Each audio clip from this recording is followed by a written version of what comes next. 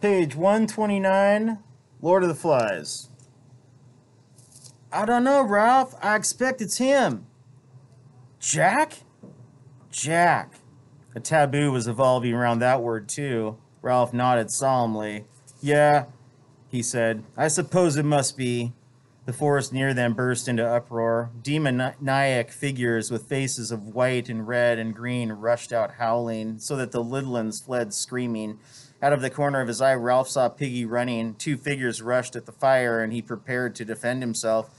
But they grabbed half-burnt branches and raced away along the beach. The three others stood still, watching Ralph, and he saw that the tallest of them, stark naked, save for paint and a belt, was Jack.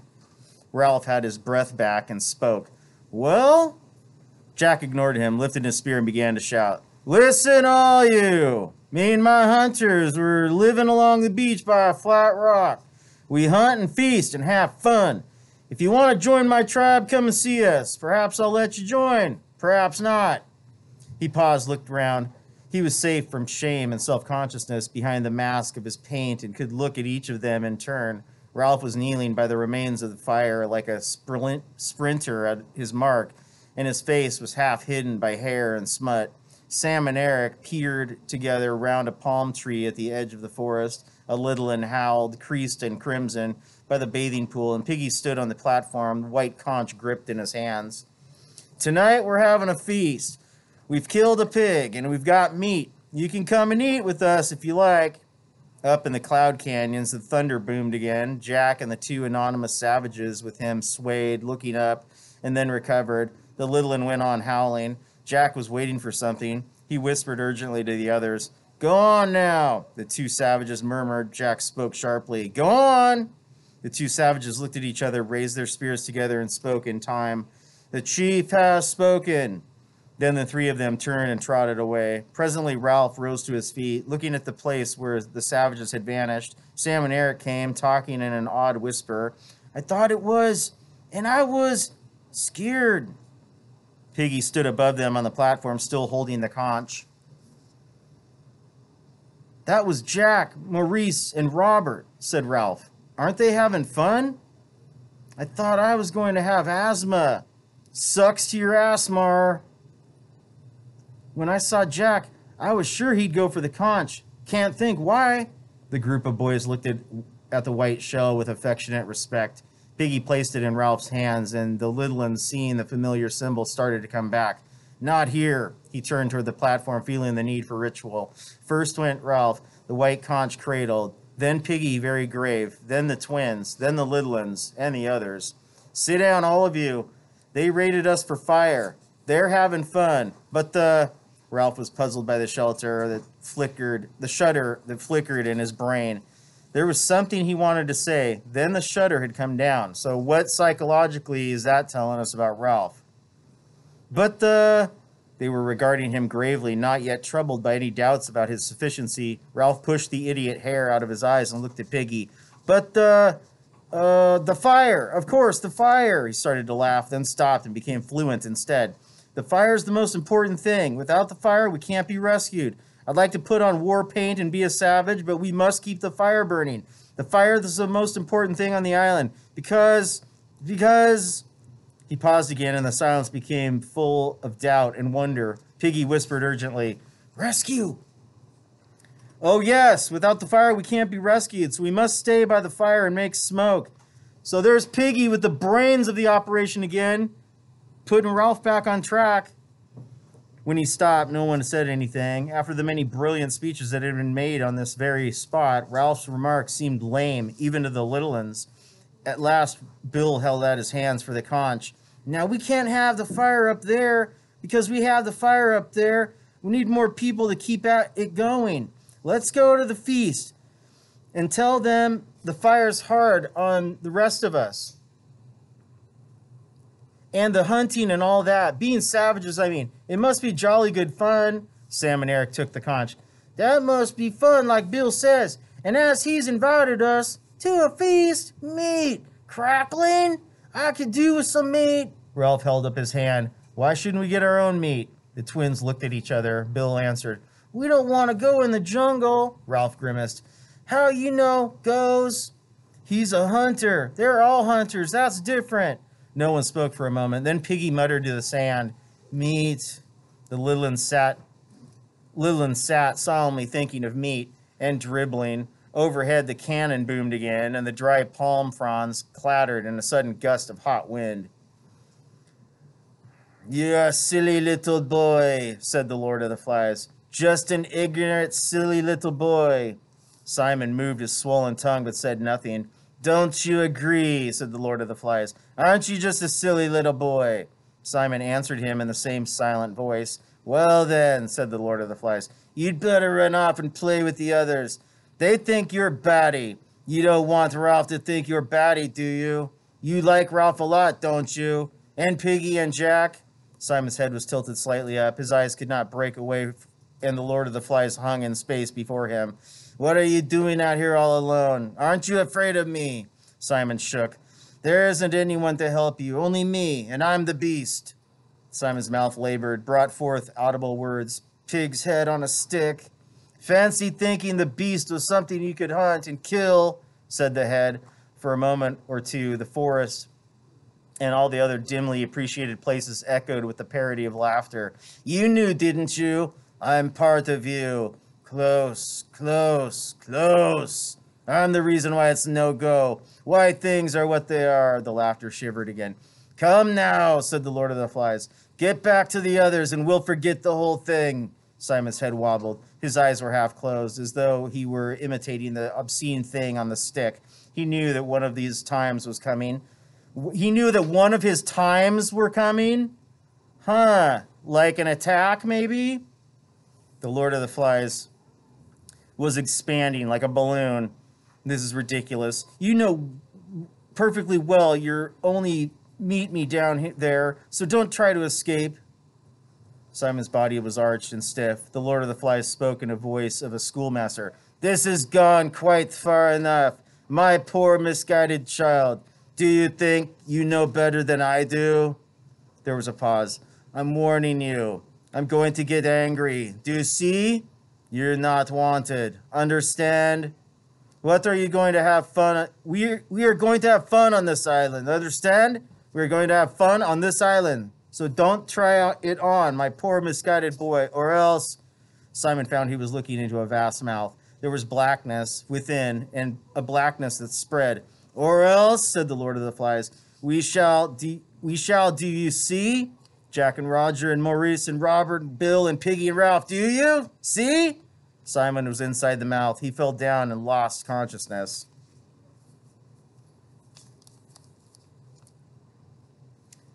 A view to a death. Over the island, the buildup of clouds continued. A steady current of heated air rose all day from the mountain and was thrust to 10,000 feet. Revolving masses of gas piled up the static until the air was ready to explode. By early evening, the sun had gone, and a brassy glare had taken the place of clear daylight. Even the air that pushed in from the sea was hot and held no refreshment. Colors drained from water and trees and pink surfaces of rock, and the white and brown clouds brooded. Nothing prospered but the flies, who blackened their lord and made the spilt guts look like a heap of glistening coal. Even when the vessel broke in Simon's nose and the blood gushed out, they left him alone, preferring the pig's high flavor. With the running of the blood, Simon's fit passed into the weariness of sleep. His fit, he felt something coming on, like an anxiety attack.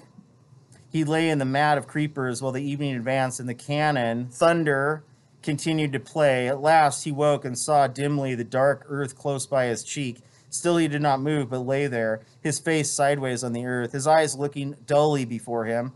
Then he turned over, drew his feet under him, and laid hold of the creepers to pull himself up. When the creepers shook, the flies exploded from the guts with a vicious note and clamped back on again. Simon got to his feet. The light was unearthly. The Lord of the Flies hung on his stick like a black ball. Simon spoke aloud to the clearing. "What else is there to do?" Nothing replied. Simon turned away from the open space and crawled through the creepers till he was in the dusk of the forest. He walked drearily between the trunks, his face empty of expression, and the blood was dry around his mouth and chin. Only sometimes, as he lifted the ropes of creepers aside and chose his direction from the trend of the land, he mouthed words that did not reach the air.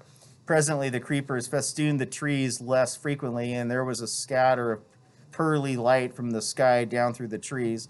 This was the backbone of the island, the slightly higher land that lay beneath the mountain where the forest was no longer deep jungle. Here there were wide spaces interspersed with thickets and huge trees, and the trend to the ground led him up as the forest opened. He pushed on, staggering sometimes with his wariness, but never stopping. The usual brightness was gone from his eyes, and he walked with a sort of glum determination like an old man. A buffet of wind made him stagger, and he saw that he was out in the open on rock under a brassy sky. He found his legs were weak, and his tongue gave him pain all the time. When the wind reached the mountaintop, he could see something happen, a flicker of blue stuff against brown clouds. He pushed himself forward, and the wind came again, stronger now, cuffing the forest heads till they ducked and roared. Simon saw a humped thing suddenly sit up on top and look down at him. He hid his face and toiled on. The flies had found the figure too. The lifelike movement would scare them off for a moment so that they made a dark cloud round the head.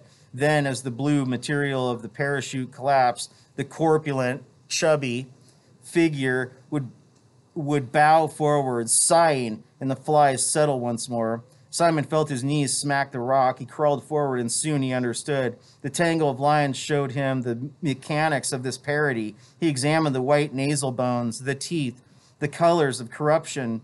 He saw how pitilessly the layers of rubber and canvas held together the poor body that should be rotting away.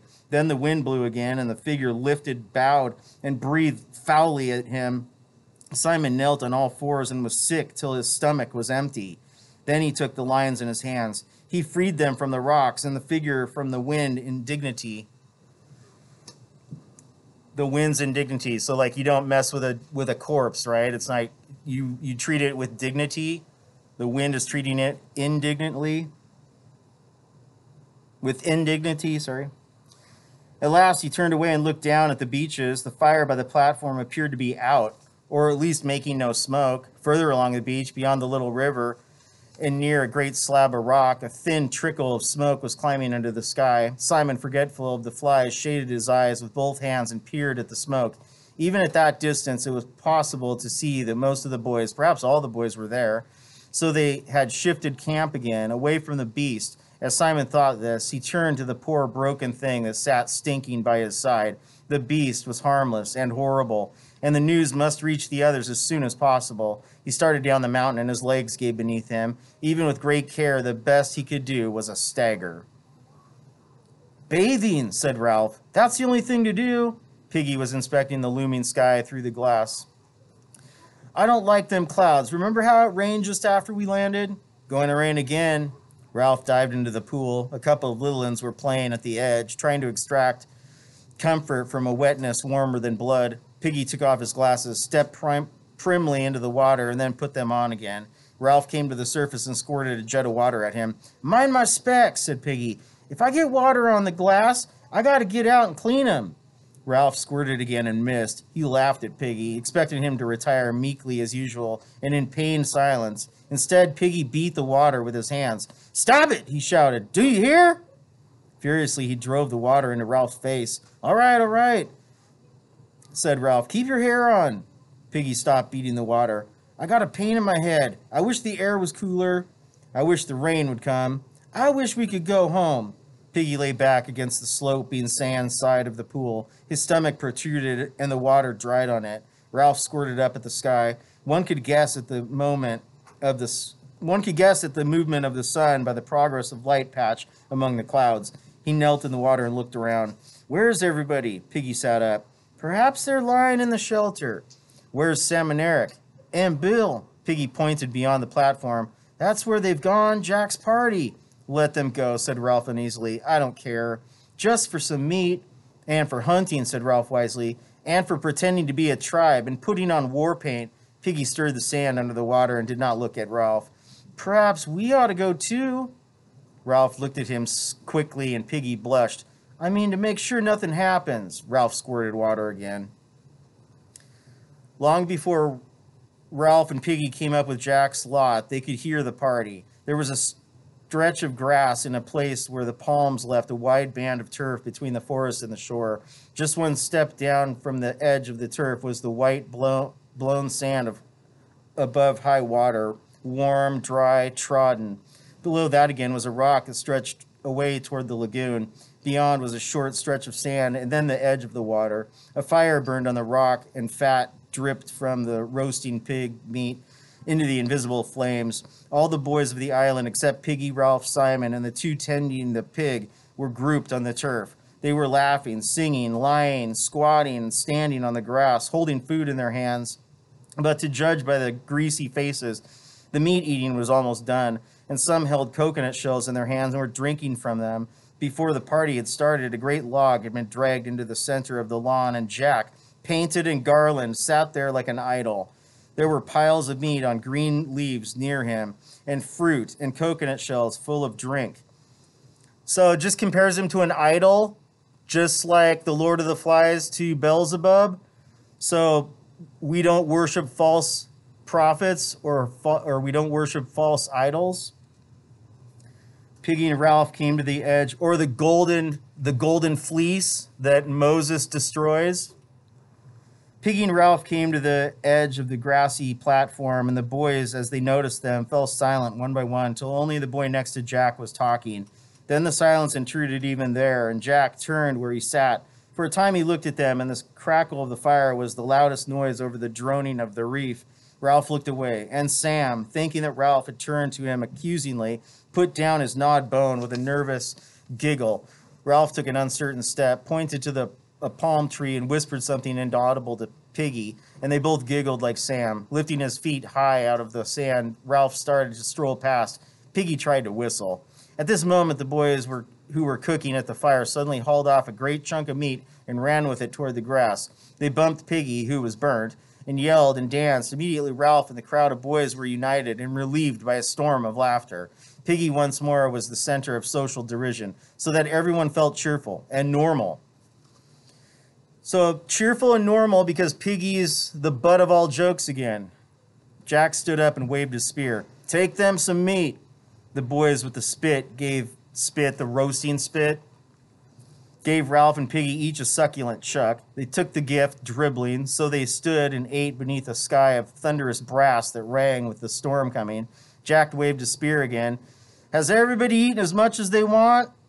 There was still food left, sizzling on the wooden spits, heaped on the green platters. Betrayed by his stomach, Piggy threw a picked bone down on the beach and stooped for more. Jack spoke again, impatiently. Has everybody eaten as much as they want? His tone conveyed a warning given out of the pride of ownership, and the boys ate faster while there was still time. Seeing there was no immediate likelihood of a pause, Jack rose from the log that was his throne and sauntered to the edge of the grass. He looked down from behind his paint at Ralph and Piggy. They moved a little farther off, over the sand, and Ralph watched the fire as he ate. He noticed, without understanding, how the flames were visible now against the dull light. Evening was come, not with calm beauty, but with the threat of violence.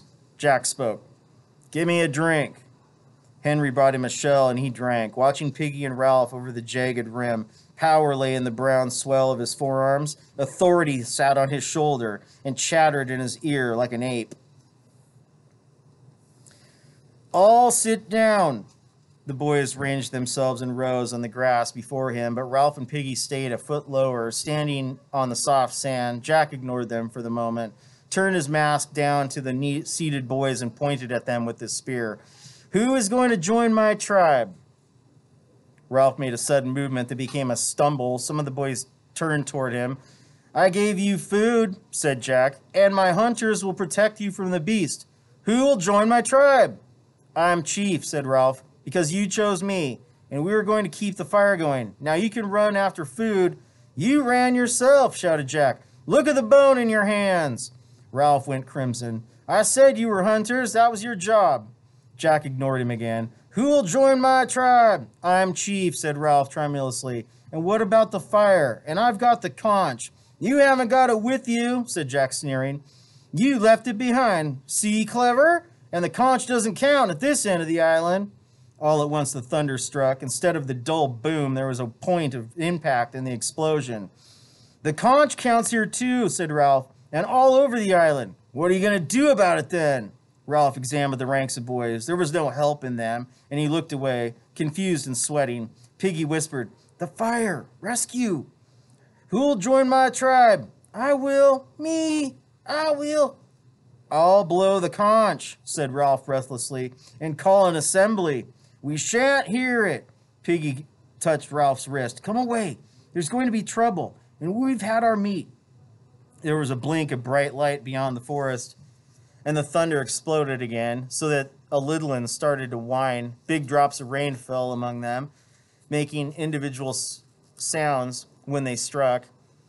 Going to be a storm, said Ralph, and you'll have rain like when we dropped here.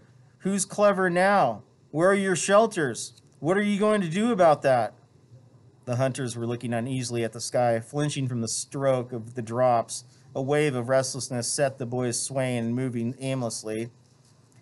The flickering light became brighter, and the blows of the thunder were only just bearable. The Lidlands began to run about, screaming. Jack leapt onto the sand.